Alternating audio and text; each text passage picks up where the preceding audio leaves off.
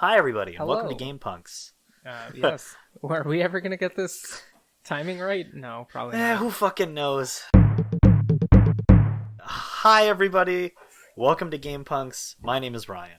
And I'm Ben. And this is episode... 38, I believe? Oof, we're getting up there. Yeah, we're getting up there. Not so bad. We're hitting podcast metapause. Not so bad. That's where we want. That's where we want to go. It's a regular ass vanilla GamePunx today, but I've got a couple of things to talk about. I've been neck deep in some games that I've really been enjoying, as well as in some other stuff that has occupied my time. So I've got plenty to talk about. You've got plenty to talk about. So without further ado, let us get started. There's also some news. There's some good news, some funny news, and some funny news and some pretty disappointing news, ambitious news also. There's a couple of things I want to talk about, and we'll there's get to there's some interesting things that have been going on in the game sphere the last 2 weeks. But I guess I'll start off. I have been playing and rather enjoying my time with Naruto Ultimate Ninja Storm 4 Road to Boruto. So this is a Naruto fighting game made by CyberConnect2, put out by Bandai. And it is a 3D brawler, 3D anime fighter. Arena fighter, as we call them. Yes, a 3D anime fighter, arena fighter. It is, I guess story-wise, tells the narrative of the final arc of the Naruto series, as well as the first Boruto movie. Which is pretty cool. But it basically goes through the 4th Shinobi World War arc, which is the preamble to the final arc, and then the Kaguya Ototsuki arc, which is the proper final arc of the series. Yeah. There's also additional story content in the form of post-narrative chapters with side stories about the characters, as well as the entire first Boruto movie's story told through the game as well. Mm-hmm. But I've really been enjoying my time with this so far. Now, I've actually never owned a Naruto Ultimate Ninja Storm fighting game. I've played the original Ninja Storm games on PS2, and I played I don't think they were the Ninja Storm games, but there were some Naruto games on GameCube that were 2D fighters. They were kind of Tekken clones. I played those are alright, but the Ultimate Ninja Storm games, I was told by many people, including Wooly of the Castle Super Beast, that these were the Naruto games to own and play. And so I bit the bullet after my, last 3 or 4, not 4 weeks. It's maybe been closer to 2 or 3 months now of getting through Naruto, the anime. And I decided, I want to play one of these games, because these look like a lot of fun. And sure enough, they are. I paid a lot of money to have this one. Because it was released in 2019, I believe. Okay, so it's 2 years old. It's a little rare. It was a low print run for the Switch, but it was well worth the money I paid because Naruto Ultimate Ninja Storm 4 is a really great game. Now I'm just kind of sorry. Yeah. I'm super unfamiliar with this series. Other than a couple of my FGC friends being like, "Oh yeah, no, if you're going to be playing an arena anime fighter, this is the one." That's basically the exact kind of idea and impression that I got from everything I'd heard about the series. And I remember watching a Wooly video where him and his bud were playing the game and just kind of this is a very fun game to play with your friends. I remember playing one of the previous Ultimate Ninja Storm games with my friend Winston at a party.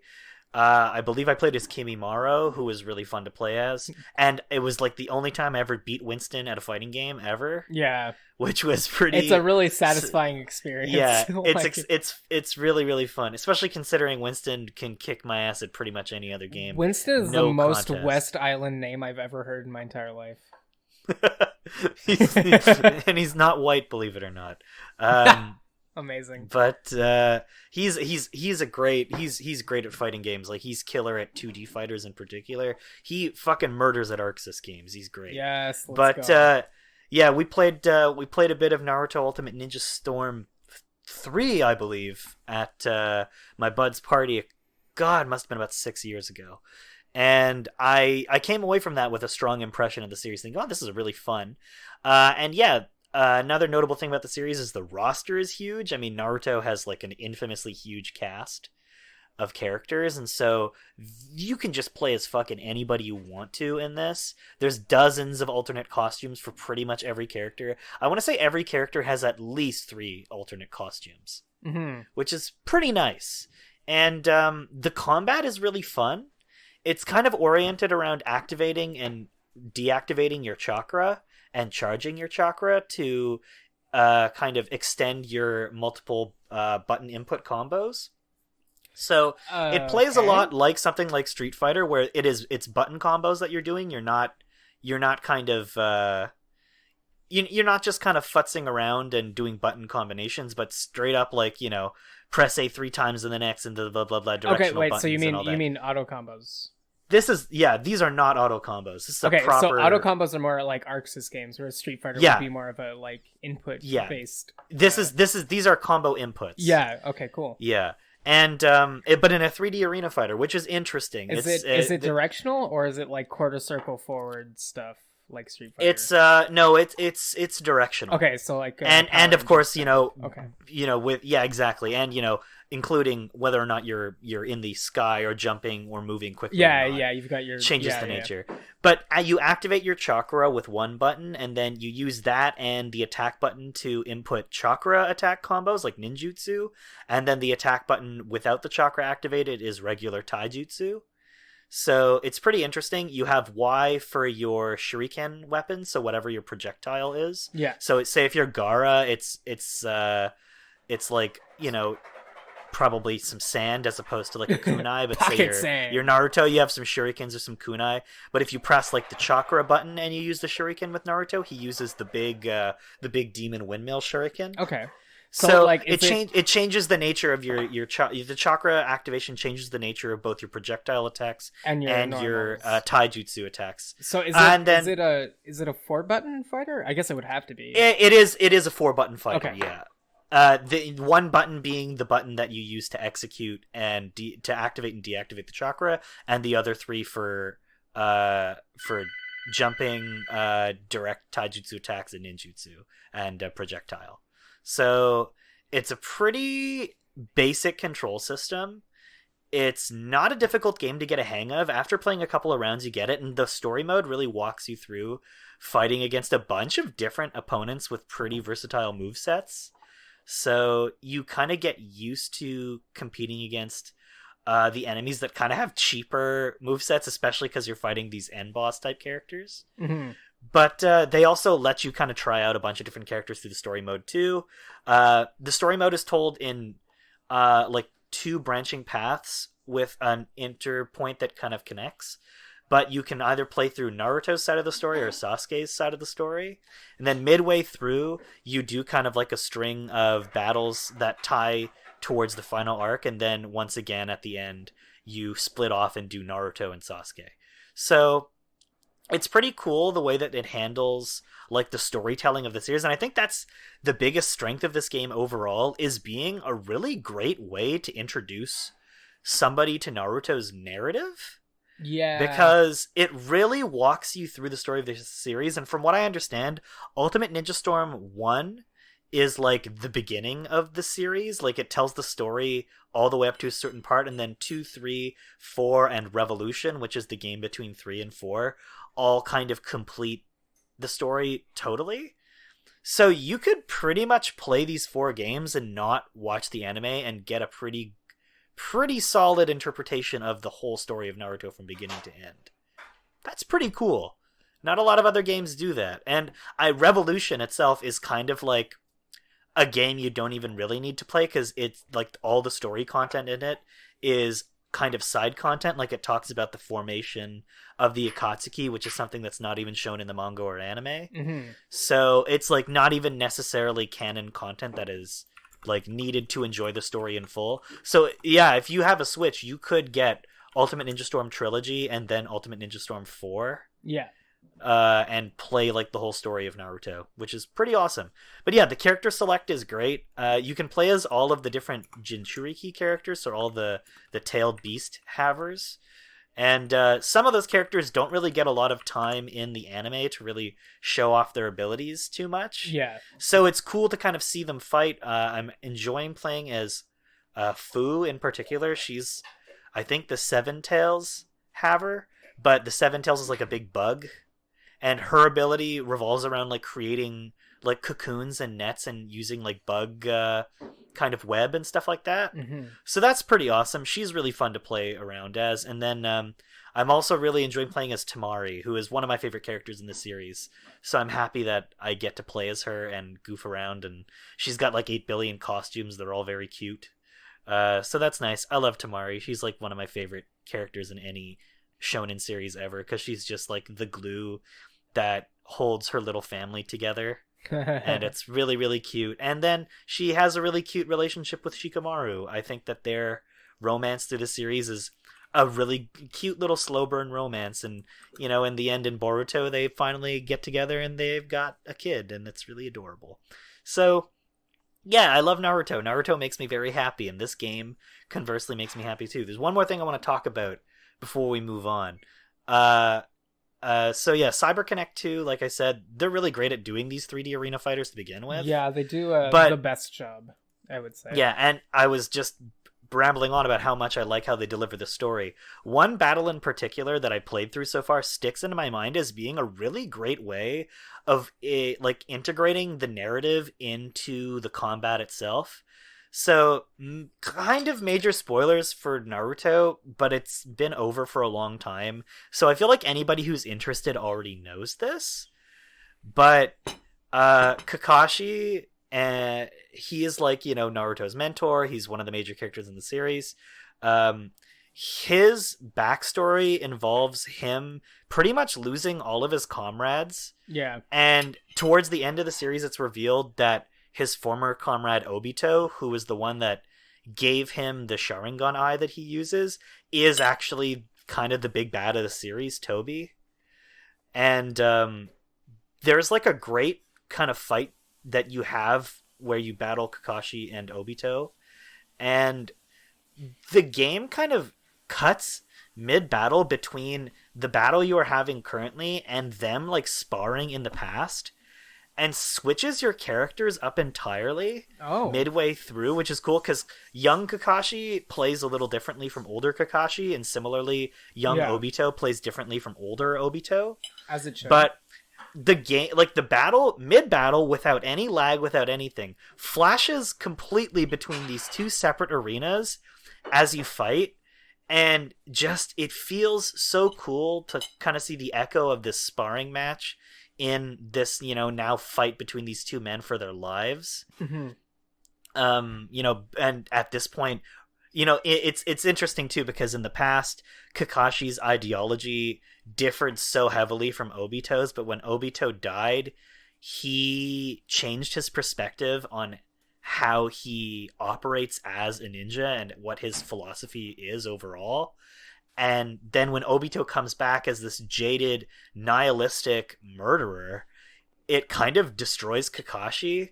But to see Kakashi kind of, I don't know, to illustrate the change and how Obito's, you know, death changed Kakashi profoundly through like the battle itself, and to show just kind of how awful and dire a situation it is for Kakashi to be fighting his former comrade, who's like his base, pretty much his inspiration, and to, you know, to see his inspiration fall so far, it's really, I don't know, it just got me, and I was kind of tearing up after I did that fight. I was like, damn, they really like, they found a way to work that shit in so seamlessly. It was buttery smooth.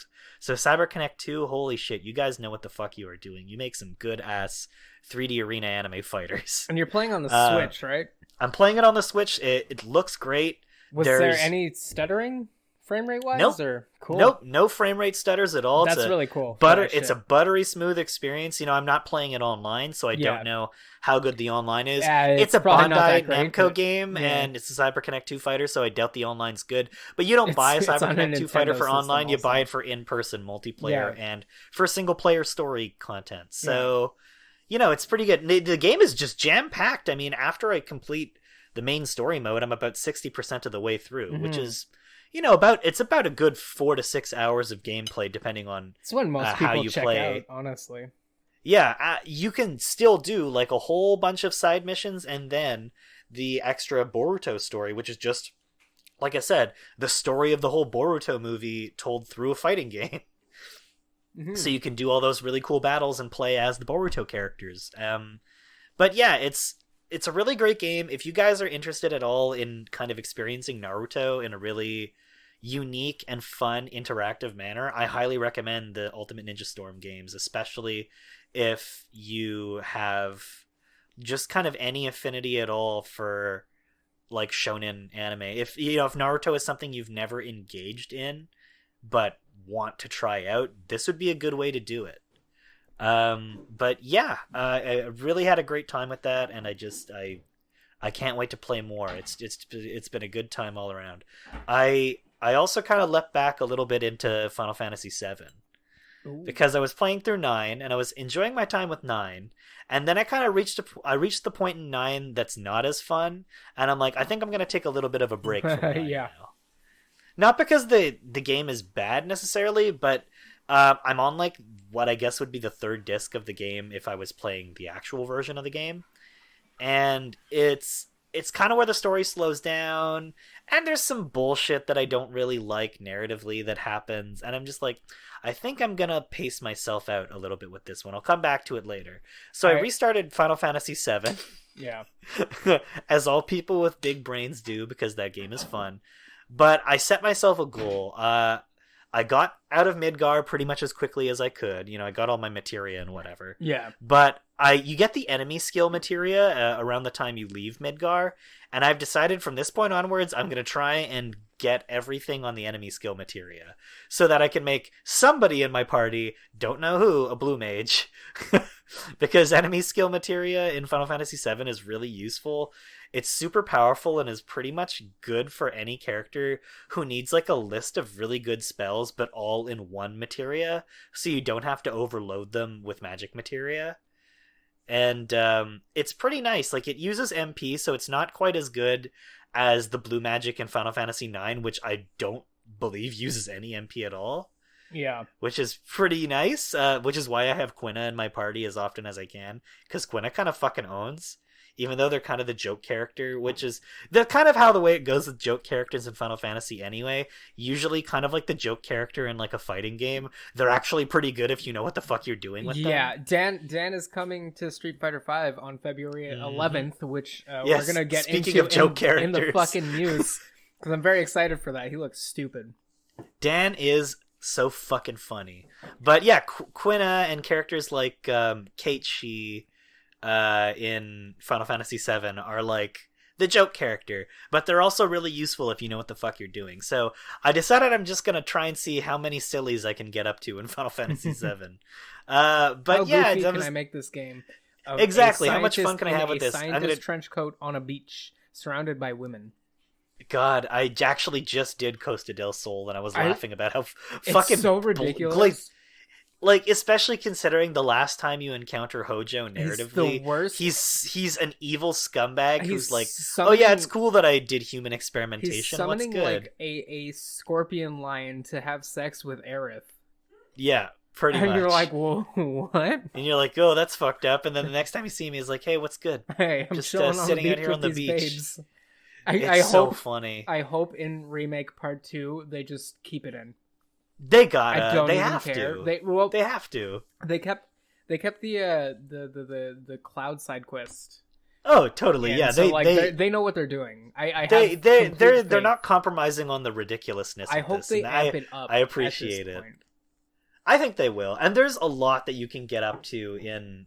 I'm really wondering how Remake is going to go. It's making me, especially with all the story shifts. Yeah, the story content changing is one thing, but I'm also thinking, like, are they gonna do the thing that FF7 does, where you get out of Midgar and you come to the realization that, oh shit, no, there's a whole overworld like a traditional Final Fantasy. Are they gonna do that, or are they gonna have to do it differently? That would be nuts, eh? I think they'll do it differently. Are they gonna have to do like more of a linear adventure game structure? If they do linear, I think they'll do it well, and it'll be like very good. Yeah. But if they do the open world thing, I think that would be nuts. Because it would be kind of would be crazy. The FF7 thing, although it is an open world like hub thing, at the beginning it's still very linear, right? No, it is. Yeah, you go to Calm, and then from Calm you go to the. It would be a little ridiculous. Flashback. Yeah, it would be a little ridiculous for it to be not linear. But if I'm wondering if they're going to start with the flashback in Calm. That would make a lot of sense. They might, because that's a good place to start the story. I mean, that also embarks in the whole like, what are they going to do now that the PS5 is out? But yeah, some people can't even own a PS5. Is there going to be a Oh god! Not to mention that PS4 game looks like a fucking PS5 game. Final Fantasy. It does. That thing is fucking amazing. I feel like Final Fantasy Remake is the only argument I've seen for buying a PS4 Pro. Because I feel like a regular PS4 probably can't run that game. It can't.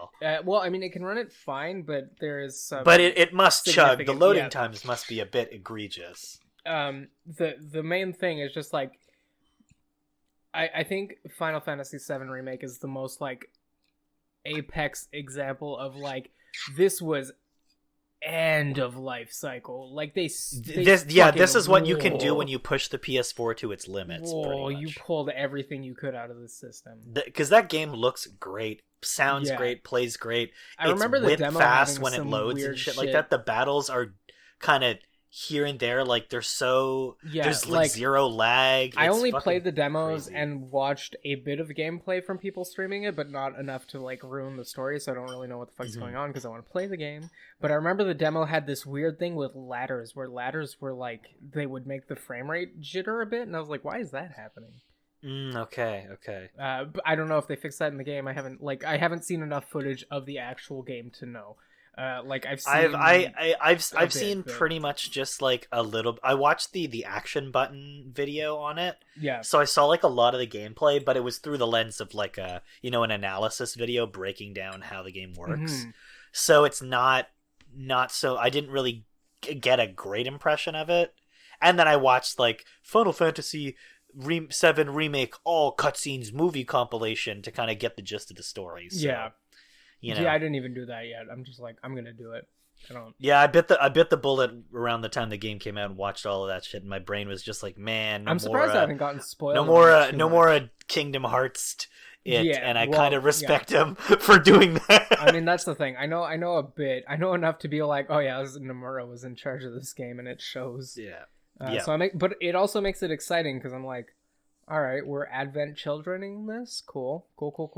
I mean, it's interesting to see them bring Advent children into the canon of the game, which is kind of, especially considering that nobody really likes Advent children. I mean, everyone likes Advent children, but everyone hates that. It's like Neon Genesis Evangelion at this point. I have watched Advent Children's. I don't think that's fair. People love Evangelion more than they love Advent Children. I watched Advent Children. I want to say just right before Remake came out. Oof. To kind of get a vibe. Yeah, but okay, the last time I watched Advent Children, I was about 8 years old. So. Yeah, no, I watched Advent Children pretty recently. I mean, the first time I watched it, I must have been about 10. Did Gact ruin Final Fantasy VII? I hadn't even played Final Fantasy VII. I was just like, I like Sword Man. Gact ruined Final Fantasy VII. Is that what you're telling me? It's so funny that Gact is in those games. Dirge of Cerberus is poggers, though. I don't care what anybody says.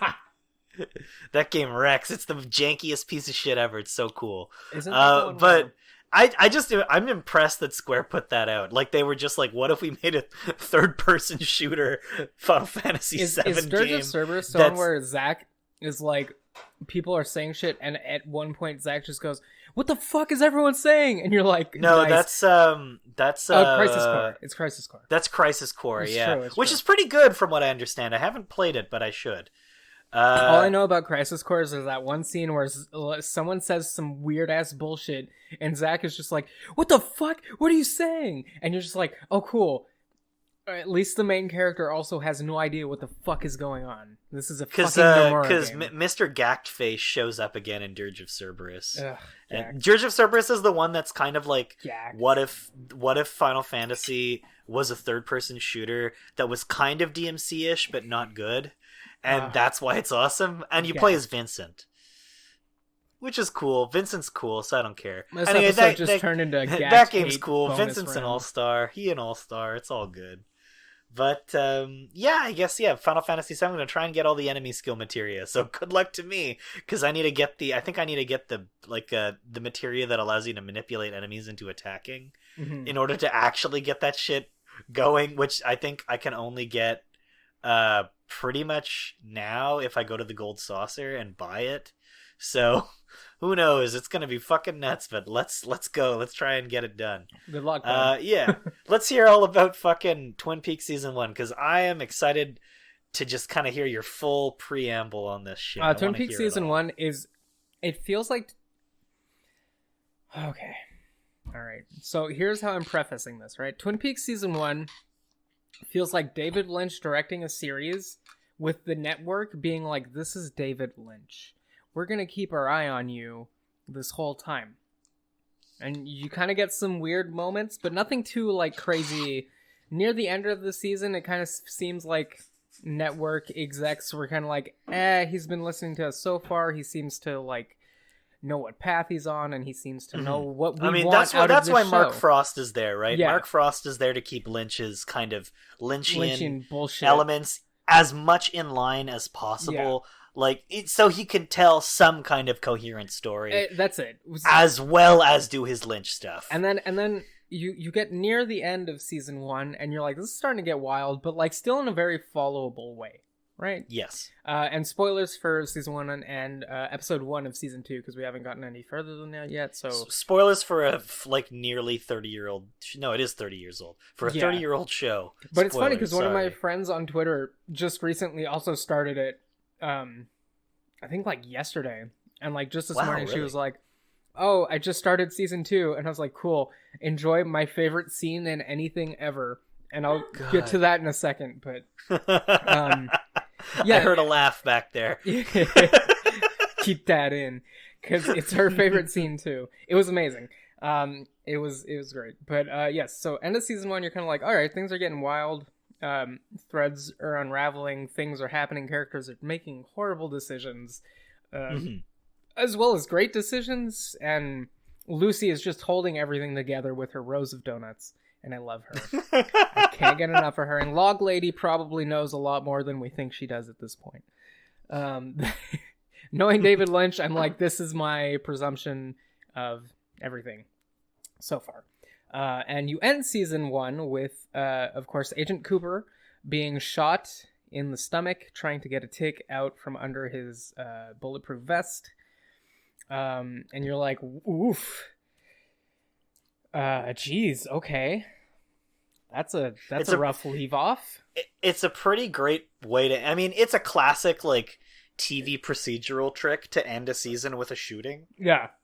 But it's a very clever way to do it, right?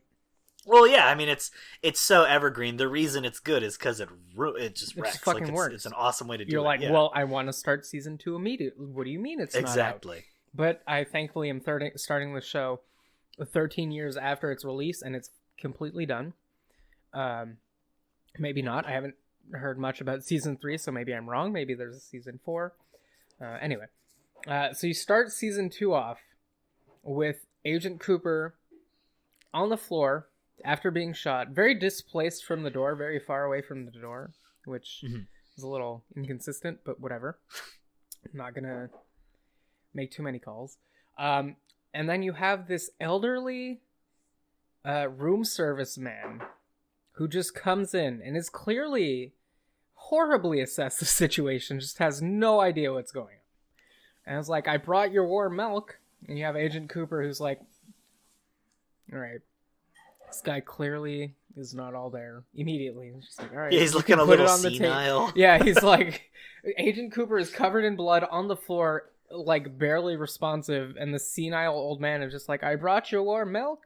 And he's like, you can leave it on the thing. Can you call a doctor? And then the old man just kind of like, it's going to get cold if you don't drink it. And he's like, oh, God. And Agent Cooper being the best character ever written, I believe, who works for the FBI. is just like, all right, I'm gonna try to just put it on the table. I'll drink it. It's fine. Can you call me a doctor? And then the man just hangs up the phone. And he's like, there's your milk's on the table. I left it and I hung up the phone. And Agent Cooper's like, did you call the doctor? And the old man's like, clearly like confused and has no idea what's going on. Is like, I hung it up for you. And Agent Cooper's like, okay, thank you. That'll be all. And then the man's like, hands him the check or whatever so he can sign off for the payment or whatever. And then Agent Cooper's like, are the tips like included in the payment? And the old dude's like, they sure are. And then he just signs the paper, gives whatever amount of tip, doesn't even show it. And the old dude just walks off, turns around in the doorway, and is like, I've heard of you, and you know. And Agent Cooper just kind of like, and then the old man smiles, winks, and gives like the big like comical fisting thumb up towards the camera. That's a great gif, by the way. Yeah, it's amazing. And then he walks away, comes back, does it like again. It's like, I've heard of you, winks again and does the big thing, and then Agent Cooper just does the big thumb up again. And then the old man walks away again, and I think he comes back again, doesn't say anything, and just smiles and like winks and does the thumb up again, and Agent Cooper's just laying there like, oh god, why? And then you have a spiritual apparition after that is like, I'm here because of this. I'm going to tell you 3 things that will definitely happen, and if they happen, you have to look for the like fucking David Lynch shit. But like that I gotta say, one of my favorite things in that whole episode is just like Leland Palmer's hair just becoming white. Yeah, out of nowhere. Shockingly white out of nowhere. After he murders a man. Yeah, like just like murder makes your hair go white, I guess. So it's such like a little character moment that has always stuck with me, because it's like, really why'd they do this? Did they do it because they decided they didn't want to keep dyeing his hair anymore? Probably.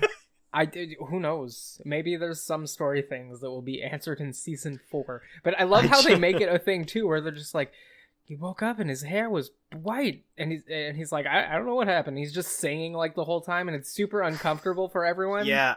Like it goes on for so long, and it's just like, oh my god, David Lynch. Mike Frost was not available as much as he was for season 1, very obviously. Season. I think it lends itself to season 2. I think it's like season 2 is already much better than season 1 in my opinion, just for those season 1 things. Is like, that is the police procedural. Season 2 is the David Lynch shit. Mm-hmm. Yeah, like, just really and truly, that is like the Lynchian stuff, and it's so good. All of it is great. And I mean, and if you think that's good, there is just like no Mark Frost at all in 3. Oh no, I've heard about a couple of scenes that I'm very excited to. There is a whole episode of season 3. I won't say anything about it apart from the fact that it is just David Lynch making essentially like a collage. Amazing. Like, it's just kind of like film collage. Like, it's just art cinema. The whole episode is just an art. It's like a nice hour-long art film. It's Eraserhead, so good. The TV show, essentially. More so than that. Oh my god! Like, just completely told through visuals and collage. So like Fire almost. Oh yeah. It's amazing. Cool. And it really there's like a great musical kind of spot in there by Trent Reznor too, which just totally rules. Like, it's like 9 Inch Nails performing at the Roadhouse. It's like, that's the song too that goes with like the episode. Oh, it's so good. There's a lot of great music in Twin Peaks. Yeah, there is. Like, the entire score so far has been amazing. The intro music, the like musical cues for whatever emotion you're supposed to be feeling are just very like good. I don't think it's an exaggeration on my part to say Angelo Badalamenti is my favorite composer of all time. Like, I own pretty much every Angelo Badalamenti soundtrack digitally, and I listen to them constantly. He is one of my most played artists in my like media player that I use. Mm-hmm. And like specifically the Twin Peaks and Twin Peaks The Return soundtracks are like two of my favorite official soundtrack albums I've ever owned. They're so good. Like the original music, the featured music by the artists that come and perform on the show too, just incredible. Like really, really awesome, beautiful music. And it like Lynch is like has a strong sonic identity as a director. Like Badalamenti has composed for most of his movies. And like, but there is something about his taste in music too. Like Lynch is very into kind of like blues music and like early 1950s, early 60s rock and roll. I don't remember like Roy Orbison. I don't remember who. I remember an interview about someone who worked with Lynch who made Lynch listen to Yeezus. Yeah. I think I retweeted it. Rules. The shit is God. Fuck! It's not this shit rules. Like this shit is. This shit is killer, and you're like, oh my god, wow, that's killer. Wow, yeah, amazing. Wow, this is fucking killer. And you're just like, yeah, that's the most David Lynch shit. Yeah, ever. You're right. You're correct. He has David Lynch fucking theater on YouTube where he uploads 2 videos a day. One of which is like the lucky number of the day, and the other is just the weather report in LA. I love him. And love him. I'm just gonna start commenting "Thank you, Mr. Lynch" on every single video until he likes or responds to me, and just be like, "Cool, it happened." I've listened to his music that he has made. And it's like some real, like, talking blues, like proper talking blues from, like, the, 40s and 50s. Electric blues mixed with, like, early electronic music and synthy kind of electronic music from, like, the 70s and 80s. His taste in music aligns very much with my own, so I just love how everything he makes sounds. I also want to talk about the cinematography of Twin Peaks and how fucking amazing everything is. Like every shot is handcrafted to be perfect. Yep. It's actually fucked up and surprising. Like I know it makes total sense with such a visual director. Yeah, no, that's the thing. It makes sense, and I wasn't expecting any less, but I was still surprised for how like just clean and satisfying like basically every shot is. Like it speaks to the potential, I think, of allowing film directors to make television and to work in television. Yeah. Because not that I think TV directors are bad, they are not, but absolutely not. But the filmic quality that somebody like Lynch brings to a television production, like it's no wonder that so many movie directors ended up migrating to TV later on and now have TV series that they've produced and directed and shit. The way they do things is a little more gripping than, say, a TV show, because a movie needs to grip you for an hour and a half to 2 hours to 3 but whatever, right? The movie has to keep you intrigued for that long. It's not a process of long-term investment, so they have to get you in, and if you're not in, you check the fuck out. Exactly. A TV show, there's multiple episodes and multiple chances to hook the audience. I think a very good example of that is actually Wonder Woman 1984, where visually not super entertaining, storylines a little meh. And the fact that it's streamed at your house, you have the ability to just kind of check out and be like, I'm gonna go like get a drink and just which I definitely what mentally the fuck is going on here? Yeah, because it's not good. But that's the thing. That's why like visual direction, story, like all these things need to be very good, because at some point, if not, especially in your own home, in a movie theater, right, you're like more locked in, so you're like, okay, I'm gonna try to. I paid. I might as well. Whereas in your own house, we go. You can be like, this movie it's your $10 on the line if you leave. Yeah, exactly. I didn't pay $10 to leave mid-movie and have to metro back to my house. I don't believe I've ever walked out of anything, even if it was bad. Mostly because I can't afford to walk out on something I paid $10 on. I think the only movie I ever walked out on, I was probably around 4 years old. And my mom brought me to see the live-action 101 Dalmatians. Oh, God. And I was horribly bored. and a child, so I just started screaming and embarrassing my mother to the point that she was like, "We're going home." I mean, if I had to look at Cruella de Vil Glen Close for that much, I'd also want to leave. Well, I mean, yeah, because like I loved 101 Dalmatians. They're it's so like, oh my god, torturous. a live action one. This will be cool. And I think that's when the maybe don't make a live action version of the Thing. Maybe it doesn't. They did it a couple times in the 90s, and it never really worked because it doesn't work. Because it doesn't work, yeah, exactly. And then now it, even though they don't work, they make money. They didn't make money back then. Now they do, so that's the problem. For some reason. And because they're remaking like all the Disney Renaissance movies. The Lion King. Oh god, that movie was Lion King movie was fucking like psychological torture. I can't wait for the Your Movie Sucks review of The Lion King. He's just gonna. I watched a really good. I watched a great video about that by I think it was Sideways who made it. And by the way, if anybody likes music and likes movies and is not subscribed to Sideways, you should be, because he makes great movies or great videos and video kind of essays about movies and music, and how a movie uses its music either to its detriment or to its advantage, and how the Lion King 2019 he's just completely ruined itself. One of the best videos he did was the one about the music in the Les Miserables movie, and how they fucked it up so bad. Yeah, like why that movie sounds like fucking ass. And it's not just because they recorded the actors singing live, but there's like because of like so many factors that due to the decision to have the actors sing the movie live on set, to like just how profoundly that affected everything else about that movie's production. Yeah, it's really, really interesting. It's you and can't sing the right makes me hate that movie more if you're moving as much. Yeah, right, like.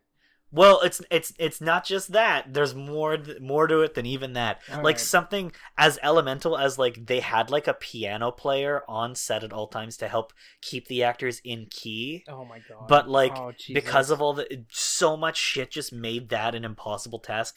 I do not fucking envy the person who had to be that person on set on piano. Holy shit. I mean, god. It feels that like movie is also psychological torture. Don't ever watch the Les Miserables 2012 adaptation. It is not a good version of that story, nor a good version of that musical.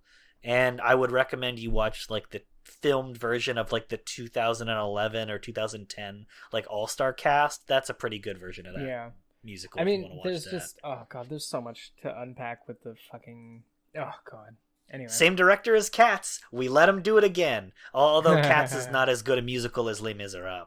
No. But pretty much the better same movie. Thing, though. We let him... It's a much more entertaining movie. Maybe not better. More entertaining. More entertaining. It's, you know what? It's honestly on par in terms of quality. It's just Cats feels so much more spectacularly worse because of the visuals, whereas in Les Miserables, the visuals are all right, but it's like the music that is really egregious. Yeah. Having to listen to Russell Crowe is okay, sing but is just really visually bad. Is just like, oh my god, what are you doing? And then Jon Favreau was like, I can do the Lion King. The Lion King live action, except it's not live action. It's entirely animated. It's just hyper realistic animals that Adam literally cannot emote. Yeah, Adam goes into fucking detail on that because I've been watching some of the Your Movie Sucks highlights of him editing the actual like 2-hour long movie review that he's doing for it. Doing for it, and it's just so funny because like Jon Favreau will be like, "Oh, we didn't want fucking Rafiki to carry a stick around." Because it's not realistic. But in this scene where he has to fight off hyenas, we needed him to get a stick, so we made him get a stick. And it's like, what? What the fuck are you talking about? You want it to be realistic, but you need the fight scene to happen? Why are you making an adaptation of the fucking Lion King if you want it to be realistic? There's nothing fucking realistic about talking and singing animals. And also, well, that's the thing. I'm very excited for this 2-hour review because I think it's just... I have a headache just thinking about that now. That just makes me also, fucking if you haven't seen the Your Movie Sucks Kimba thing, it's very eye-opening. And the one about Kimba the White Lion. Yeah. Well, I mean... I think everybody knows the story of Kimba by now and how, like, kind of egregiously bad a ripoff The Lion King is of Kimba. Actually, you're wrong. No, you're wrong. You're super wrong. You're super wrong. implore you now to watch this video because Adam tears apart every the argument fucking... that it's a ripoff. Yes, it just tears it apart. I don't think it's a direct ripoff so much. So I think it's more so like they took kind of a healthy bit of inspiration. And you're still wrong. But they also didn't they actively pursue the rights to bring over Kimba the White Lion and air it on Toon Disney and stuff, so there was definitely awareness within the company, especially within the a company full of animation nerds, awareness of Tezuka and his work. Still kind of wrong because I find that interesting. I'm gonna have to check out this video because I was on the exact same page you were up until this video. Adam fact checks everything, and a lot of the Kimba similarities that a lot of these Kimba videos show are actually things that were made of Kimba the White Lion after the Lion King existed. So some shots that are similar are like from 1997 as opposed to the original Kimba the White so Lion. More recent adaptations of the manga, which then probably recursively took a bit of inspiration from the Lion King. Yeah, okay, that makes sense. Makes sense. I implore you to watch this video, and we can do like a bonus round. And the only version of Kimba I've ever directly interacted with is the manga with Jungle Emperor Leo, which is like it's okay. I like Tezuka a lot. That's not my favorite Tezuka manga. It's not even vaguely my favorite Tezuka. It's not even. It's not one of his. It's really just kind of one of those things he just kind of sharded out. Yeah, from he I mean the Tezuka money making machine. He literally overworked himself to death. He just wrote so much fucking manga. Yeah, that's the thing. But Jungle Emperor Leo is like a nothing story. Well, it's for the Kimba shit, his son and everything were like, no, we're not going to pursue Disney because this is clearly completely different. Like. So like the whole Kimba, I'll. I mean, also you don't want to try and get on Disney's dick for copyright stuff. They will fucking sue your ass to another dimension. I mean, but also like they had no argument really in court for the things and anyway. I guess you can't make a compelling argument. That's interesting though. It is because I will have to give that video a watch. That's pretty fascinating. Other people and like even there's some. There's this lady who did a TED Talk about it, and her information comes from like a YouTube video from like 2003 or some shit that is using footage from the movie that was made after Lion King, but also is misinformed about what actually happens in the Lion King, and you're just like, oh my god. So this is like a web of misinformation. Oh god, it's so fucked that has passed into popular consciousness. And kind of become like, the truth. And everyone just kind of like, oh yeah, this makes sense. This thing came before, so. I'm gonna go and stick that. And it's really interesting. I'm gonna have to stick that one in my my watch later.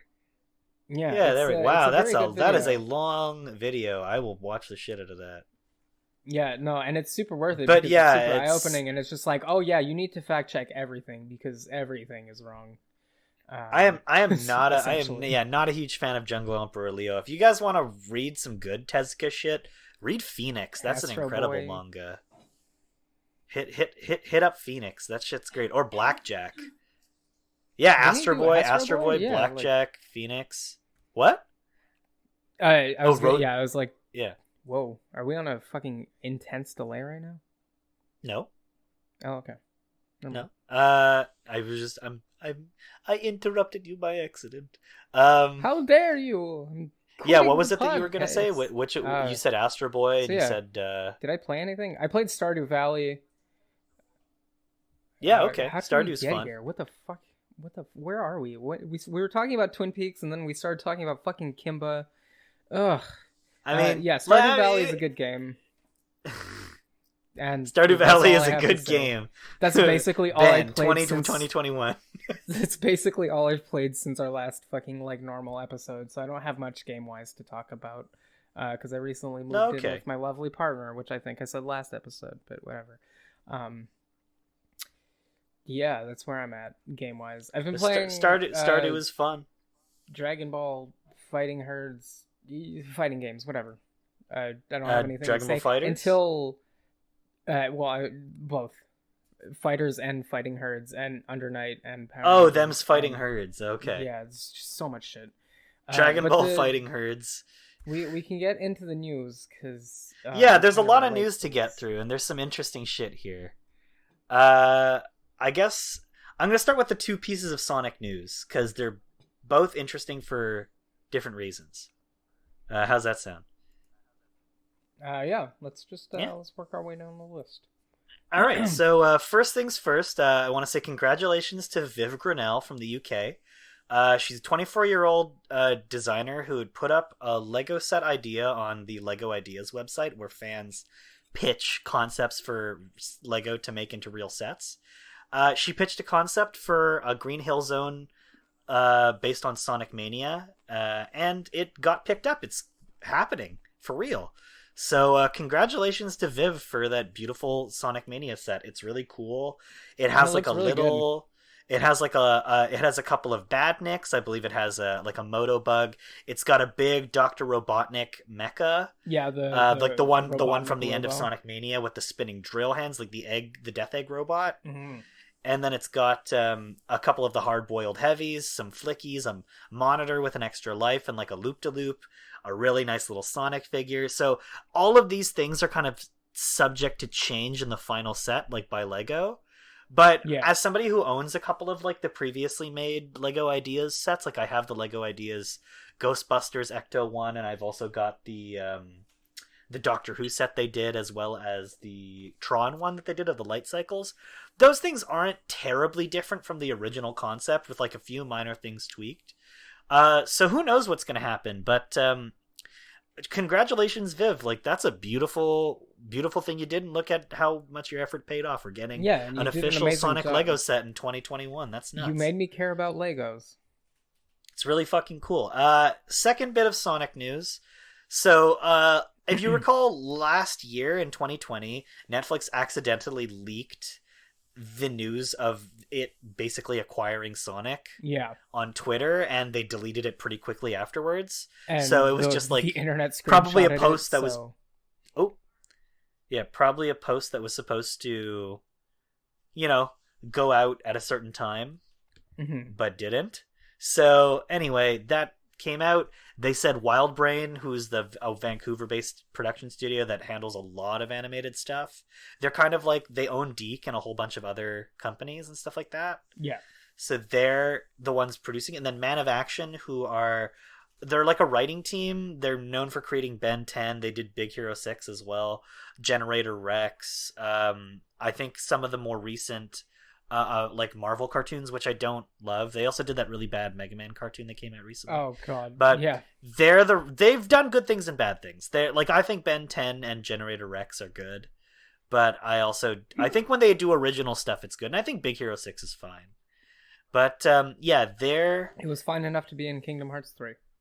Yeah, and that was fun. I don't mind Big Hero 6. And the Big Hero 6 TV show is really good. I've watched it and I really like it. So, Man of Action, they're writing it, but it's a 24-episode 3D animated series called Sonic Prime, which will be taking place apparently in the Sonic multiverse, and they're saying that it's going to be about like Sonic, I guess, interacting with different incarnations of himself, which is pretty interesting. Yeah, it gets Spider-Verse vibes in there. It's which like, could be cool. There's a lot of potential, I think, in that idea. Successful Generations was. Yeah, Generations and Mania. Like, people love those games, so there's different, people like to see different Sonics interacting. It's like a thing that the fandom does all the time. Yeah. They make that shit on their own. So the fact that somebody's going to capitalize on it is not a huge surprise. Sadly, Roger Craig Smith, who's been the voice of Sonic for over 10 years, pretty significant amount of time, doing it for some reason, which is going to be strange. Yeah, he's not going to be assuming the role again. I believe I think he's decided to retire from the role. It's not, I don't think he was let go from it. Hold on, I have to search something real quick because sure. But all of this Sonic news to say that there's a 30th anniversary for this character, and it seems like the shit is actually moving forward on it.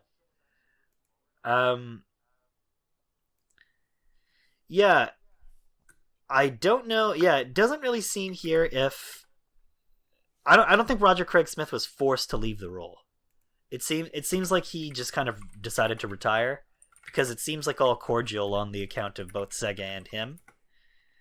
But it's pretty sad because he's a great Sonic. I mean, he's been the voice of Sonic for a very, very long time. You know what I think it is? What? Because it's Roger Craig Smith, right? Yeah, Roger Craig Smith. Yes. Yeah. You know who does the voice of Chris Redfield? Roger Craig Smith. Yes. You know what game is coming out? Mm-hmm. Resi. I think he might be a little booked for voice acting, which is why he. That's possible, and he's been playing the character for such a long time. I'm sure he's keen to let somebody else take on the role. And I mean, he's a working voice actor, so he's got other characters to play. I feel like Capcom was probably like, hey, we have this much money, and these people were like, we have this much money, you can only do one. Yeah, I mean, not to say that Sega and things over at the old Sonic factory are like doing badly or anything. No, but it's just Capcom. There hasn't been much movement in that area for a while, and people were getting worried prior to the last sequence of announcements that like the Sonic 30th anniversary would kind of go with like nothing. Yeah, as like a wet. But it seems like work is underway on the second movie. They're talking about like Jason Momoa playing Knuckles, which okay, I guess that makes sense. Yeah. He can play like a character who is if he doesn't like say a himbo. He needs to say oh no. He needs to do the Knuckles rap is what he needs to. Oh my god, he needs to go to Pumpkin Hill. He needs to end Knuckles himself. But I'm so surprised that no one has made the meme video yet, and I would do it if I knew how to do it, but I don't know how to do it yet.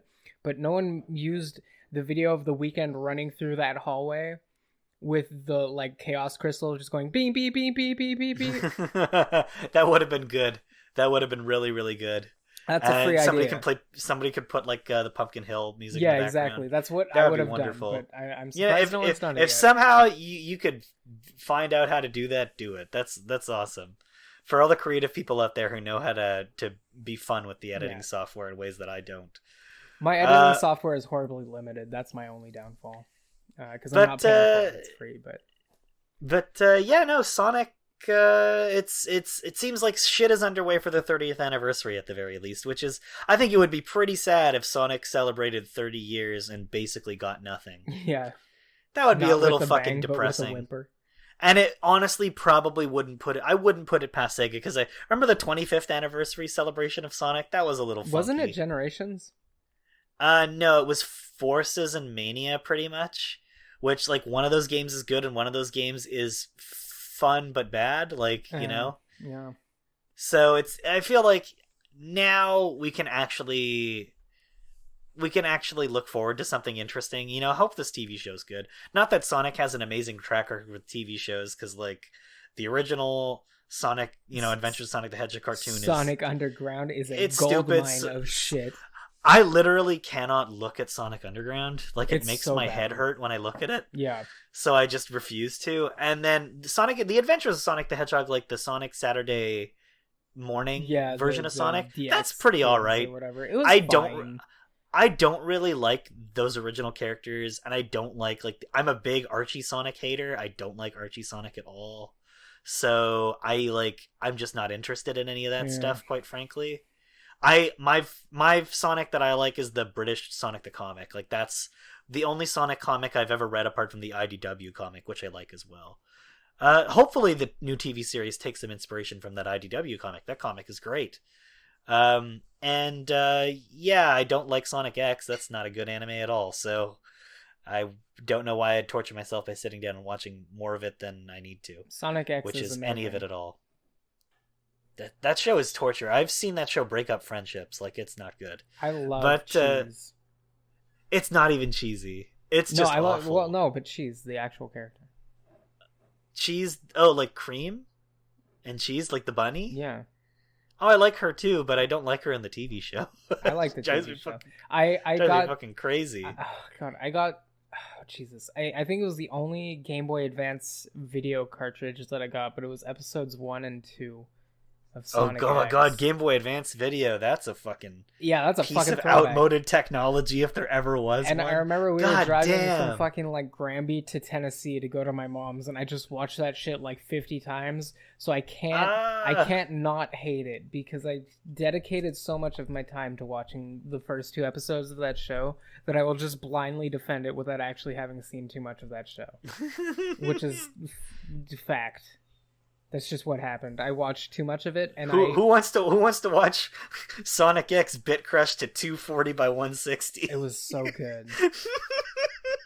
Or like an episode of Yu-Gi-Oh! Or Pokemon. It was a lot of 4Kids stuff. Yeah, it was. Or wasn't all of Shrek? I think they did all of Shrek or Shrek 2 as that too. Watch all of Shrek on Game Boy Advance Video. Who's up for it, my guy? Me. Let's go. We're doing a watch party on my stream. I find that funny as fuck.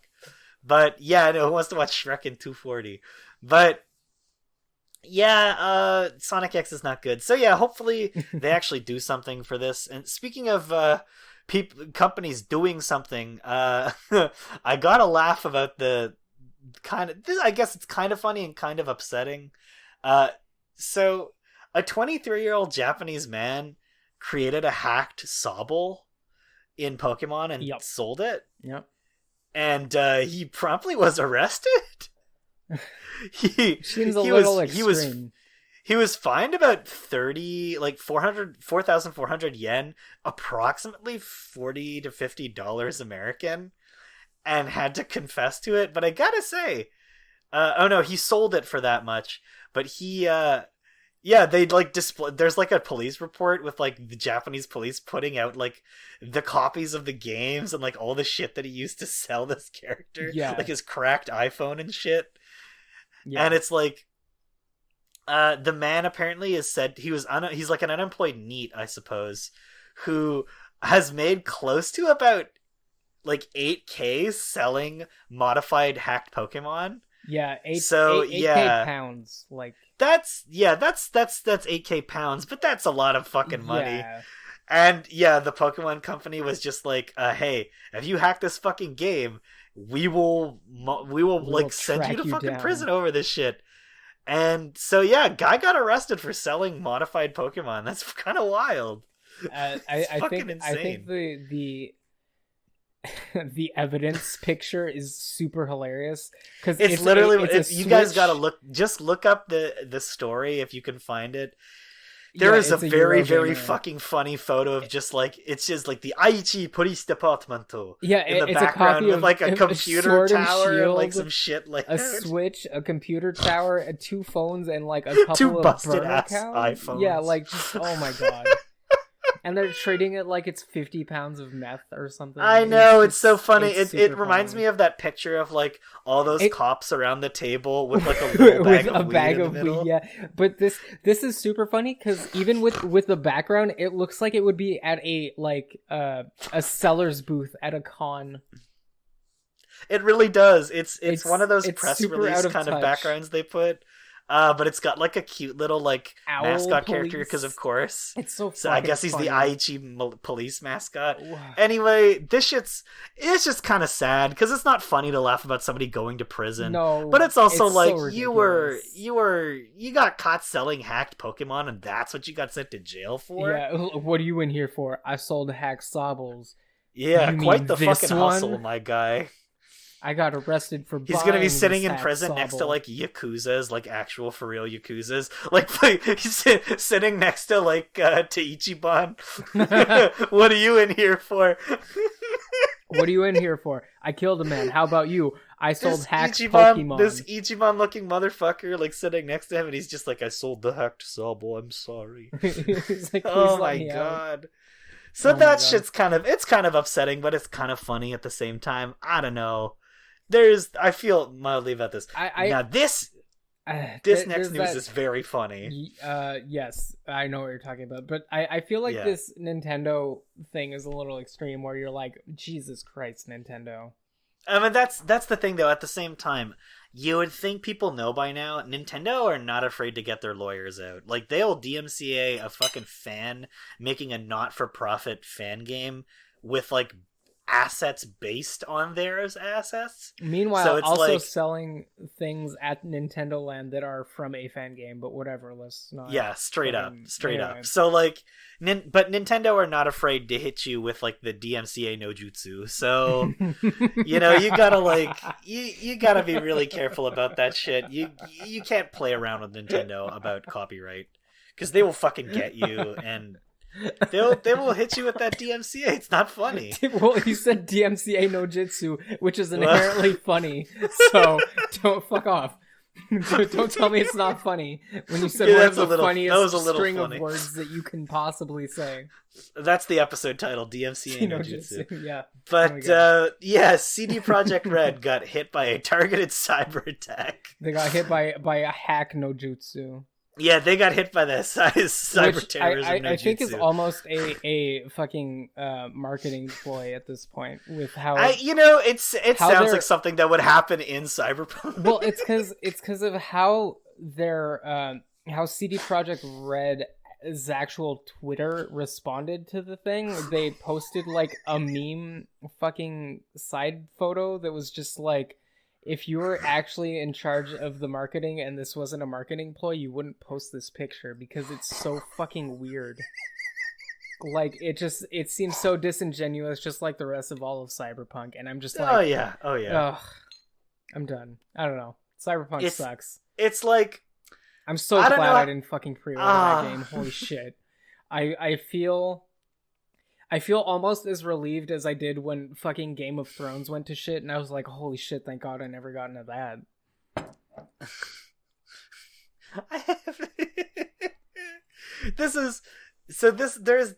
There is like basically what happened is some unknown actor hit CD Projekt with like a big cyber tech, stole a bunch of data by breaching its systems, and they're basically threatening to release it unless a ransom is paid. They said like some of its devices were encrypted by the attack, but pretty much all the backups are still there, and they're in the process of restoring everything. But they also like released a picture of like the ransom note that was sent, and it's very, very, very like, it seems like a meme, you know? Yeah, that's the thing. It's just so like, this is so fake. I want to read it out in my gamer voice because this is so fucking funny. But it says, I read the first two lines and I was like, yeah, no, this is fucking fake. Now this is a read _me_unlock notepad file, which is on one of the devs' computers and isn't actually the ransom note. Yeah. So, hello CD Projekt, exclamation points. You have been epically pwned. We have dumped full copies of the source codes for your from your Perforce server for Cyberpunk, Witcher 3, Gwent, and the unreleased version of Witcher 3. We have also dumped all of your documents relating to accounting, administration, legal, HR, investor relations, and more. Also, we have encrypted all your servers, but we understand that you can most likely recover from backups. We will not come to an agreement. If we will not come to an agreement, then your source codes will be sold or leaked online, and your documents will be sent to our contacts in gaming journalism. Your public image will go down the shitter even more, and people will see how shitty your company functions. Investors will lose trust in your company, and stock will dive even lower. You have 48 hours to contact us. So they're just like... Now, you wouldn't leak a ransom note if it was real. I know. I have to say, this is... Unless somebody is playing a bad joke, this is really... Now, I'll say this. It feels like when the video of the head of CD Projekt Red came out and was like, our QA team had no idea that it was running this bad. It's like, what the fuck are you talking about? The countless amounts of people being like, excuse me? That's bullshit. Here are all my reports in one day. I will say, the thing about this that is not funny, if it's real, is that if there's any employees whose personal data was compromised, or player data is not, but like any people working in the company whose personal information is compromised, that does suck. And I hope that information is not used to like dox those people and send them harassment or threats or anything like that. That would be awful. However, they are high up enough on the yeah, exactly. Unless they're the people, if they are just regular Joe Schmo employees. I don't want the QA team or like the basic dev team, some dude who made fucking art assets for the game to get his address and phone number leaked. That would be shitty. But I do have to say, if this is real, this is also like, I don't know how people couldn't have expected this. Like, CD Projekt Red, I think we said at the last regular episode too, their reputation has fallen so far. They are like hated more than the previous most hated game companies. And Cyberpunk 2077 is just like a black stain on whatever reputation they could have ever hoped to have going forward. You somehow fucked up more than Fallout 76. Yeah, which like you have like people expected shit from you in a way they didn't from Bethesda, Like it's the biggest blunder since ET, literally. Yeah, it's fucking wild how bad they fucked up. It's worse than Stadia. Because everyone, which by the way, might I say, it sucks that the people who work at those Stadia kind of studios got all their jobs kind of taken away from them. Especially since like everyone that I've talked to who actually works for them were kind of like, no, we're trying, man, for real. Yeah. And I'm like, you can. Stadia was a bad idea from the start, and I don't think it takes like a lot of. I don't think it takes somebody with knowledge of the industry really to even know that. Like, it was kind of really obvious that it was going to go down in flames. You'd be surprised the amount of people who are like, that's the thing. I know a lot of people had confidence, but I don't understand why they had it. I think it was really misplaced. And evidently it was, and I don't feel good feeling right about that. I do. I don't feel bad for Google, but I do feel bad for all the people who, invested their time into trying to get shit off the ground there. Yeah, well, I mean, that sucks. That's a lot of time and effort wasted, and a lot of people who just are now unemployed. Yeah, but again, that sucks on Google's part, and less on their part. It's not like, haha, your job was lost. It's just kind of like, yeah, but I don't know what you thought was gonna happen.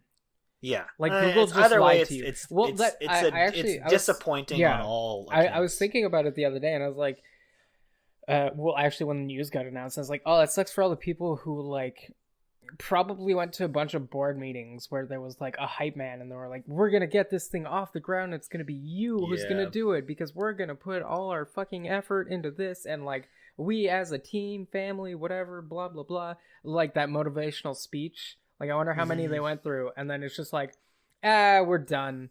It's up to third parties now if they want to come to our system. And like, it's just like, oh, I invested a year of my life into this. I feel the people I don't feel bad for are the people who paid for Stadia, because I think you're an idiot. Yeah. You fell for like the easiest and biggest grift ever. Yeah. But for the people who invested their time into trying to get this project off like the ground, like the little guys, the devs and shit, who really earnestly thought they could do something interesting and special, I feel bad for y'all, and it sucks that your jobs got taken away. It's awful. It's wild because you can go back through. I mean, I think a couple of interviews that we actually like read on the podcast where it was like, okay, what happens when the Stadia servers go offline for these games that you paid full price for but don't technically own? And then the exec being like, we think we're offering a very good service here, blah blah blah, and it's like, oh cool, just completely deflecting, just fucking like gone. That's thanks. And also there's the super hilarious image that wasn't hilarious at first because no one really knew, but at GDC, Stadia had a booth set up with 4 glass cases. Oh my god, yeah. Yes, with the Dreamcast, the Power Glove, and ET for the fucking NES, or for the Atari.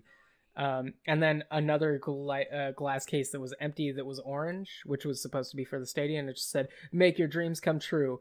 And apparently someone working for Google came out and was like, this was marketing just throwing around ideas until the idea got so lost that they had no idea what they were putting in this fucking booth anymore. My God. And it just became a hilarious fucking like meme for like what the Stadia became.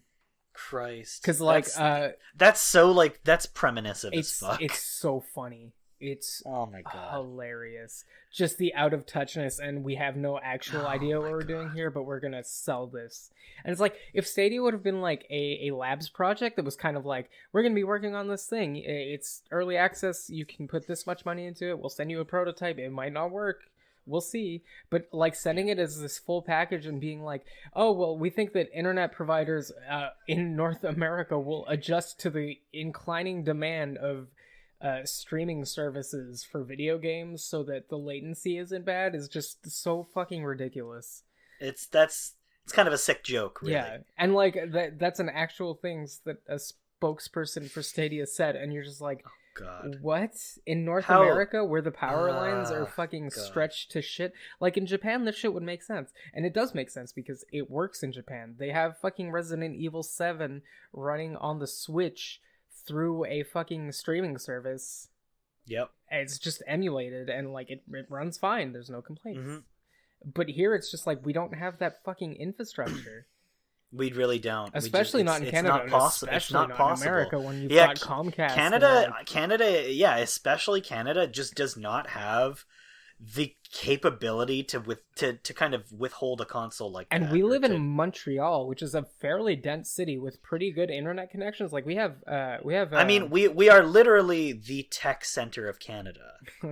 Like without a doubt, we are the city in Canada with probably the we biggest have fiber tech optic industry. Cables and shit, and our internet is still ass. Yeah, and we have like the whole Île sans fil thing going on, and even that, which for people who don't know, that's like a island-wide Wi-Fi. Montreal's on an island for also people who don't. Yeah, and it's an island-wide Wi-Fi connection, which like it's cool, but it's barely good. Yeah, it's only hotspots in like downtown. Yeah, so it's not really Île sans fil, it's more like centre-ville sans fil. Yeah, but all of that being said, like it's I don't know what the fuck people were thinking with Stadia, but there was no way that was going to succeed. And I don't feel good about for the being people. The I told you so person to a bunch of people who just lost their jobs. I mean, I don't feel horrible about it. I don't feel horrible about being the I told you so person to Google.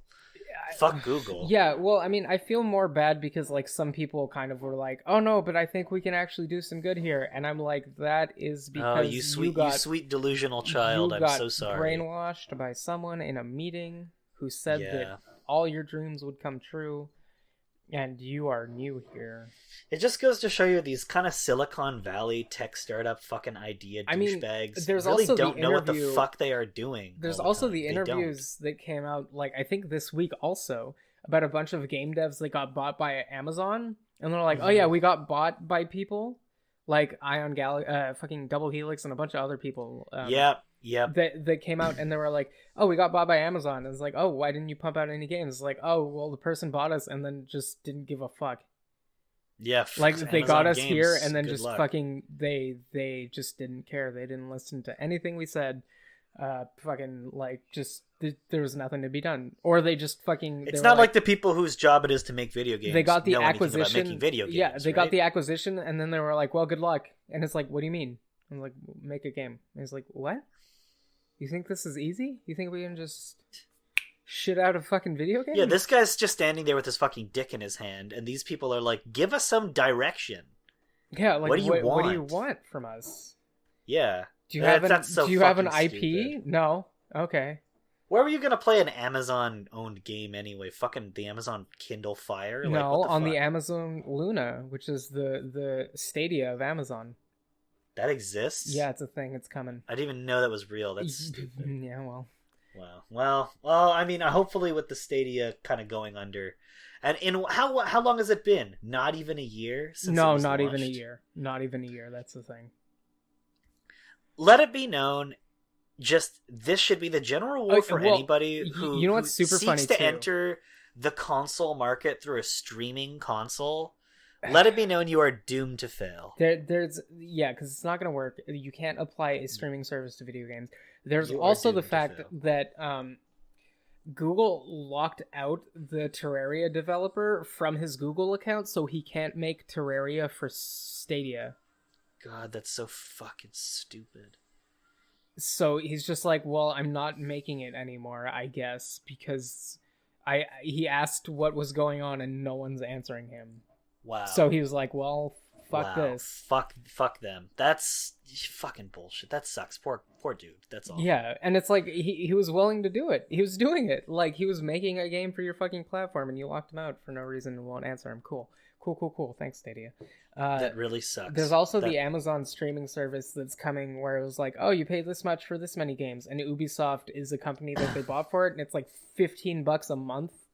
Oh my god. For that, and then it's just like, why are we doing this cable plan shit for video games? It doesn't make sense. Yeah, I'm just gonna buy the basic game. cable as a service is pretty much dead. It was killed by streaming, and it was the most reviled plan anyway, because it was like, oh, you want this channel? It's like fucking $20. Nobody likes cable TV. Yeah, it's fucking just bullshit, it's fucking and it's never horrible. worth the price. And they keep trying to fucking put it on everything. Like, even streaming services right now, you got Shudder, you have Amazon Prime, you have Disney. I mean, they were Plus, legit trying to do it with Netflix. ISPs in the US just not so long ago. Yeah, it's fucking ridiculous. Well, I mean, in They're the US, ISPs are basically it's not ridiculous. They're always looking for more ways to squeeze money out of your fucking noggin, but that's...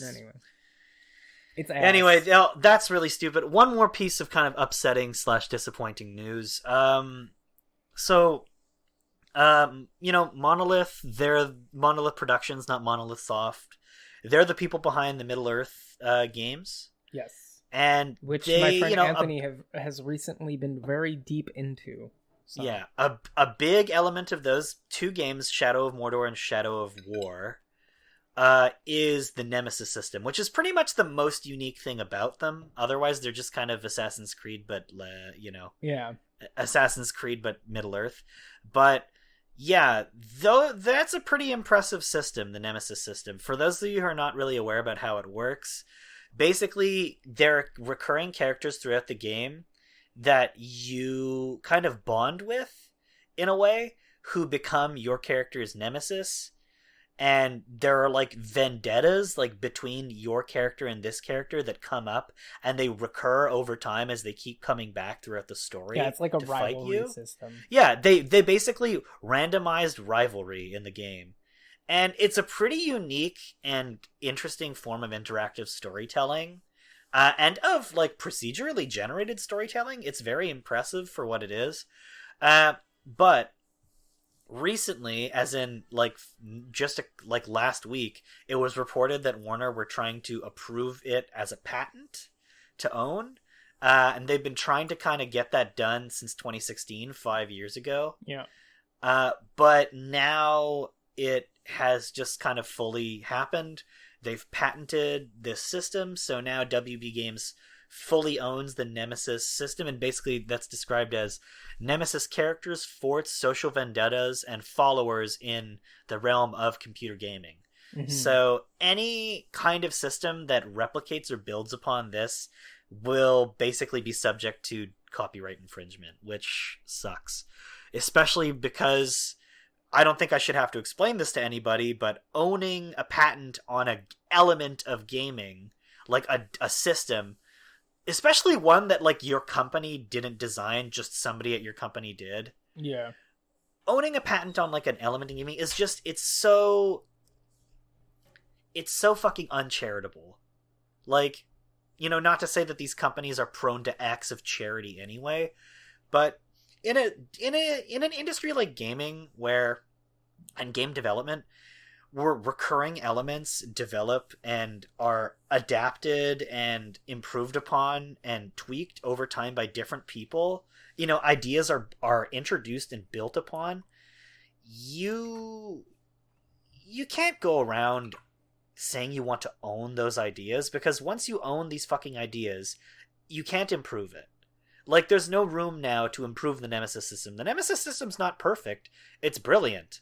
But, you know, it's just one of many elements in the Shadow of Mordor, Shadow of War games that is just, like, unique, but in a game built upon, like, dozens of other mechanics that are ripped straight from other games. Assassin's Creed, for instance, which, you know, is just an adaptation of Prince of Persia as well, to a different kind of system. Like, you know, in an industry where these kind of mechanics are constantly being replicated, and, you know, it's not copying, Nobody goes around saying this game copied this game. We say that this game is a tribute to this game. You know, we say shit like that. We say that these mechanics pay tribute, well, you know, whilst iterating upon them in an interesting way. Well, now, if you ever want to make a better, more interesting or unique version of the Nemesis system, you can't fucking do it. Congratulations. So it's a loss for everybody. Thanks, guys. You fucking suck. Especially considering that, do you think they're going to make another Middle-earth game anytime soon? Well, I mean, especially since the Majima Anywhere system already existed, which is basically the same thing. Yeah, exactly. Like, these... What are they going to go after Ryuga Gotoku Studio now for that? They're going to try. Who fucking knows? It's just to say this is fucking dumb. And it's a free market unless we say it's not. Yeah. And apparently it's all like the news within the industry of this, you know, being patented has put off other developers, like other narrative designers, from trying to integrate concepts from the Nemesis system into the games that they are developing. Yeah. So who knows what we have lost because of this, you know? Probably a lot. This is fucking stupid. Like, you know, there's other elements too, and, you know, other companies do this. Like, the dialogue wheel in Mass Effect is technically patented by BioWare, however it has been used in other games, you know. Sega once patented the compass arrow from Crazy Taxi, but that expired. Nintendo still owns the patent for the Eternal Darkness sanity meter system, which... Fuck off. Fuck off. Why are you patenting something if you're not even going to use it? I know, like, Nintendo can't pretend they're about to make another Eternal Darkness. They're not. So why do you need to keep that patent under lock and key? Why can't other people iterate on that idea? Yeah. Because it's not a perfect idea. That game is 20 years old. Shit in that game can be improved. It can be worked upon. It's not perfect. Exactly. Anyway, so yeah, it's just a loss for fucking everybody, a net loss for the industry, and really disappointing to see that companies still feel the need to fucking patent shit like this. It's very dumb. I hate it. I had thrown 2 news stories on the docket, but I will save those for next time. I will save those for next time, because the last one on the list, I will have more news about on the next real episode. So we can skip these and keep them for the next real episode, because they're not probably going to develop that much more until the next real episode, because there is a beta for the second story that's coming out next Thursday, so I'll be full of good things on. But I just read a story that I do want to close off on. Yeah, let's. This is kind of bittersweet, I suppose. I mean, we'll see. There is a article on Pure Xbox, which as soon as this shit gets out of my face, God, news sites are horrible now. Yeah, there's a lot of shit you got to click through. That's why I like Eurogamer, because it's clean. It's just there. But Pure Xbox reports that a rumor that Microsoft wants a new Killer Instinct, but no developers are available to make it, which is horrible, heartbreaking, and disgusting. Because it sucks, because Double Helix did an amazing job with Season 1 and I believe 2 of Killer Instinct, 2013, a horribly beloved fighting game, if not probably one of the most beloved fighting games of all time. Yeah. Recently, Maximilian, bless his soul, did a Twitch Rivals tournament, which you can go check out on his YouTube channel, and pretty much anyone who is in the tournament stream, you can go check that out. It was a very fucking hype tournament. I think I've watched it twice now at work, just playing in the background, and like looked away from fixing a bike to be like, let's fucking go, and just be like, I wish I was playing Killer Instinct right now, because this game's so fucking hype still. Like, yeah, fucking it's great. 7 years later or some shit. But they 7 years later, they really made a good ass fucking game. It was amazing. But yeah, Double Helix really pumped out the shit, and then was regrettably acquired by Amazon, which had purchased them to fucking do fucking nothing, essentially. Yeah. And then Ion Galaxy finished off Season 3, which I think went up until 2017, maybe 16. I think it was 17. I think it was 17 also. But then they were bought by THQ Nordic, which of course is also a piece of shit company. Yeah, fuck THQ. So like these two teams have been acquired and are being used for not much, I think. For pretty much ports. Yeah, Ion Galaxy is doing. They did the Overwatch Nintendo Switch port and the Spyro Reignited trilogy for PC, and it's just like, wow, potential use. Great use of Ion Galaxy. Yeah, you fucks. Amazing. Whereas Amazon sitting on Double Helix and being like, yeah. Make a fucking bought us in fucking game for for the Luna, and you've done nothing. So that's so fucking. It's stupid. Super infuriating, and it's kind of it goes to show that the state of like the gaming industry right now kind of sucks, because these small companies will come out and make gangbuster games as third-party developers, then be bought up by like THQ Nordic, Blizzard. We saw it with Blizzard for the people who made Tony Hawk Pro Skater 1 and 2 remake. Yeah. They were recently bought up by Blizzard, and it's like, well, that's fucking... There they go. They're dead in the water now. Yeah, like, there they go. Those 200 people Everybody knows fired. how this works. Yeah, and companies like EA and Blizzard acquire these small companies, keep them around for a couple years, have them work on one game or two in the background, and then promptly shut them. Small-scale Disney. Yeah, it's really fucking. It's exactly what happened to Blue Sky Studios today with Disney, but it's happening all the time in the games industry too. You see it happen. I think the only people I can think of who went on to make something worthwhile after being acquired was Respawn, who did that great Jedi Fallen Order. Yeah, which is also funny because Respawn is used to making first-person shooter games, and they made the team who is used to making they made BioWare. Team essentially do fucking Apex Legend, which is what Respawn would have been good at, but it's just like it's such a mismanagement of the people you're acquiring. It's strange to see how these companies and what they're known for and their resources are like mismanaged or utilized poorly by the people that acquire them in the first place, just completely wasting the potential they have to do something really fucking interesting. It's disappointing really doesn't even begin to describe it, because that almost doesn't feel like the appropriate enough term. Mm-hmm. But it's fucking stupid. It's really fucking stupid to see these great dev teams just totally fucking wasted by these companies that acquire them, making them fucking do nothing. And so now, who knows what's going to happen with KI? It's bittersweet, because it's like that's why I said it's bittersweet. On one hand, I think that the idea of Microsoft being interested in making more KI is good. Yes, the fact that the interest and they want it, that's great, because like Microsoft showing any kind of interest at all in anything that isn't fucking Halo is revelatory to me. Yeah, and like just the bad thing is just like finding a team is going to be like woof, because I think Double Helix and the fact that Ion Galaxy was there to volley what Double Helix did was a stroke of sheer luck. Really and truly it was. And now it's just kind of like, ooh. So who knows? Ooh. I hope Ken Lobb is putting a team together, and it's just kind of like, here we go. Who knows what the fuck is going to happen now? But I don't know. We're hoping for the best. It's the only thing that would make me even consider getting a Xbox Series X. KI.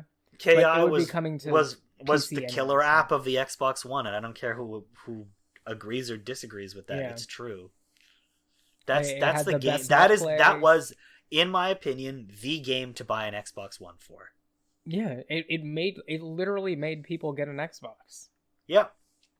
It's the Xbox One does not have a lot of great exclusive titles. And it has it's a good one. It's a good indie machine.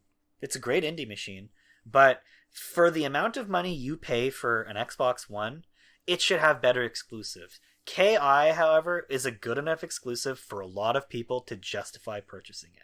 Yeah. That should tell you something about how great a fighter that game is. It's fucking amazing. And it's very disappointing to see that just due to the state of the industry, doesn't seem like we're going to get a follow-up anytime soon. Especially considering, it's been 7 years since the last game came out. How many Mortal Kombats have come out in that same frame of time? 2. If KI had the consistency of MK, I think it would be held in just as high esteem. And it could. All you had to do was not sell Double Helix. Yeah. Or Ion Galaxy. Yeah, that really fucking sucks. Or Microsoft could have bought them themselves. Well, yeah, that would have been the smarter move. I don't know why they didn't. We're being bought by Amazon for this much. Oh, fuck that. Microsoft has money. I know Amazon is like the richest company in the fucking world right now, but I'm sure Microsoft could have put up the cash. They're Microsoft. Yeah, Microsoft also has a shit ton of money. Yeah, I don't know by how much they could have been outbid. Like, especially at the time. That was 2014 when they were purchased? I believe so, something like that. Yeah, that was like a year after the game's release, for fuck's sake. So anyway, Amazon hadn't, was taking over the world, but it hadn't yet reached peak Bezos.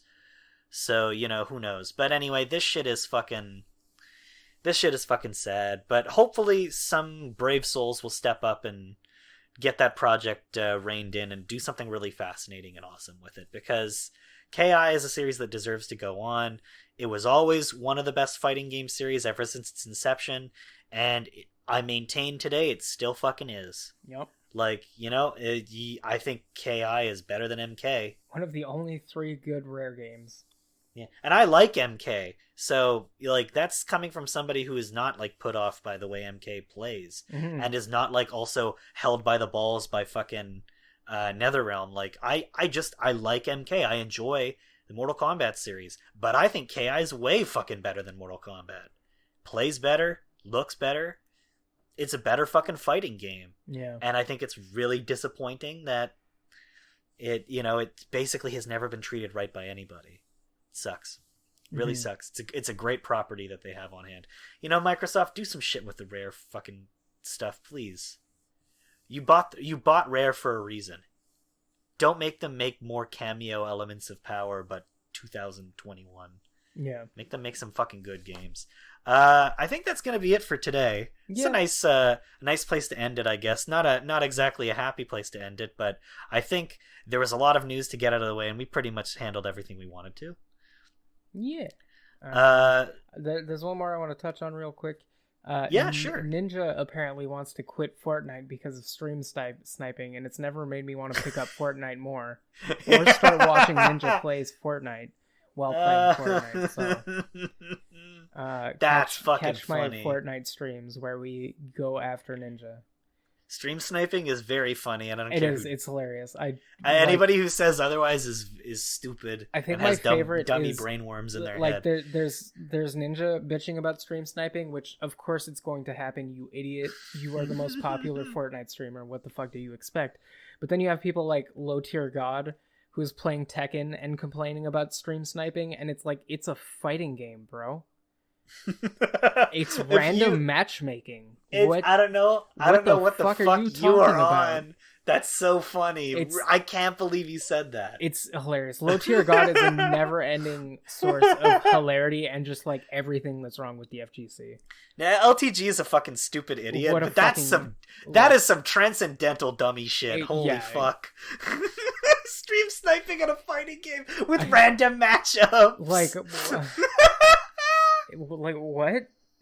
I mean, let's be honest. If you fought LTG and Tekken, you'd want to kick his ass anyway. Oh, for sure. You see, nobody likes him, and you're like, oh, I'm gonna turn the stream on just so I can see how this goes. Him. Fuck. And that's the thing. You just watch him play, and he's like, these fucking flowchart characters, man, blah blah blah. And it's if you know the flowchart, there's no problem. You know he's gonna wake up DP.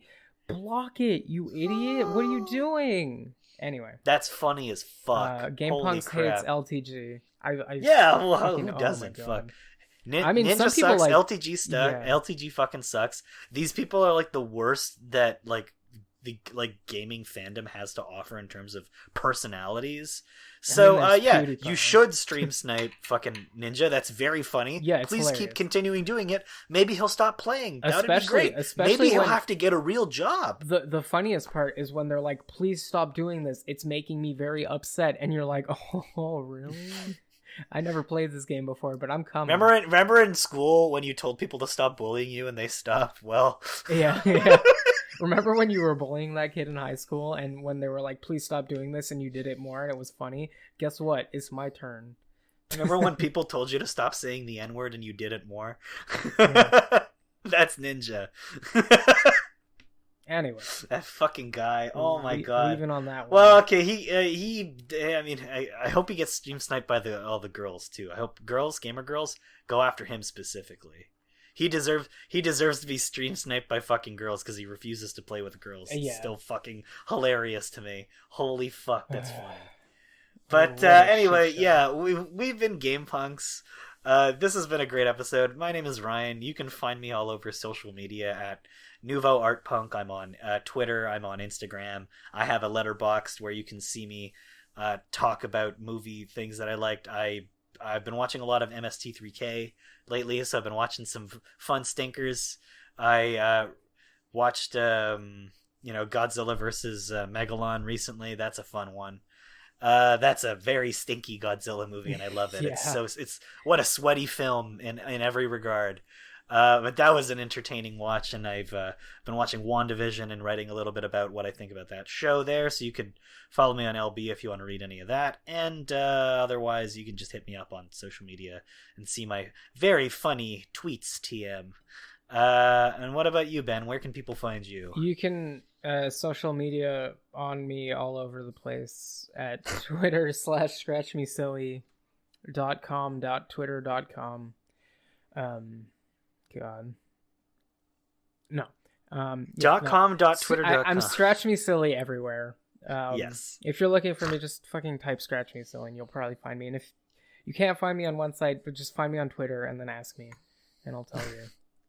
It's fine. I'm going to start streaming again maybe this week, probably more next week, but maybe this week. We'll see. I don't know. It's a loose plan. It won't be regular until like probably next month.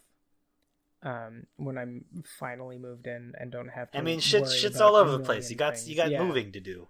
You got bicycling to fix. And clients to tell to get the fuck out of my shop. Oh my god! Don't you show up to my shop and tell me. I went back to work today, and God, clients. There's a guy who came in coughing, and I was like, "Please leave immediately." Well, why are you coughing? It's clients coming in being like, "I think this is what's wrong with my bike," and I'm like, "I have assessed your bike. This is what's wrong with your bike," and they're like, "No, but I think it's this," and I'm like, I'm literally the bike repair guy, but okay. This is my job.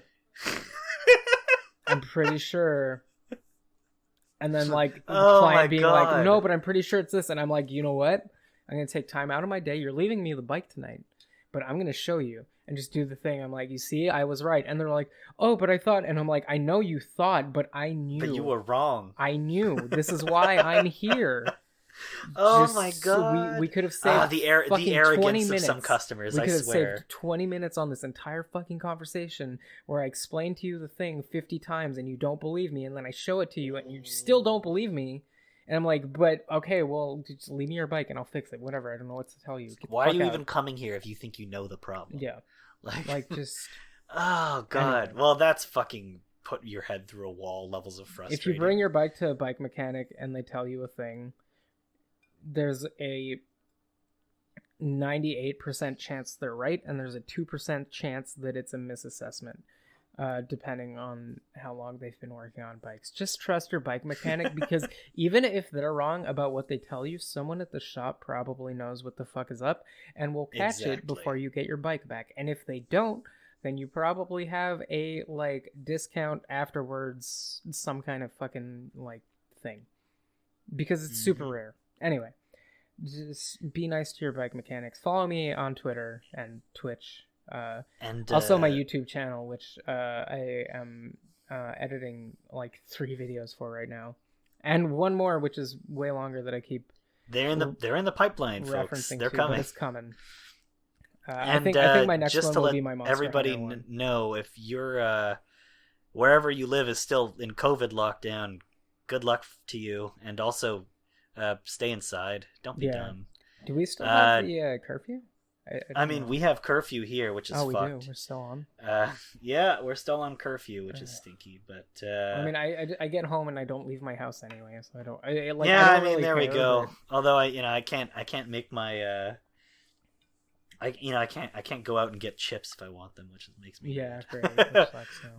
But respect whatever COVID safe rules are in place. Don't be dumb. Wear your mask if you have to go out, and good luck out there. I hope you're doing all right and stay healthy. Yes. Thank you very much. We'll talk to you all next week.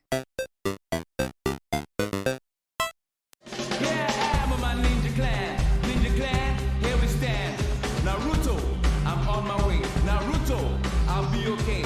Getting ready to fight on sight. Got my best friends by my side. Sasuke, he's really cool. Sakura, the beautiful. The great Chunin. The great Chunin. The ninja fighters are coming in.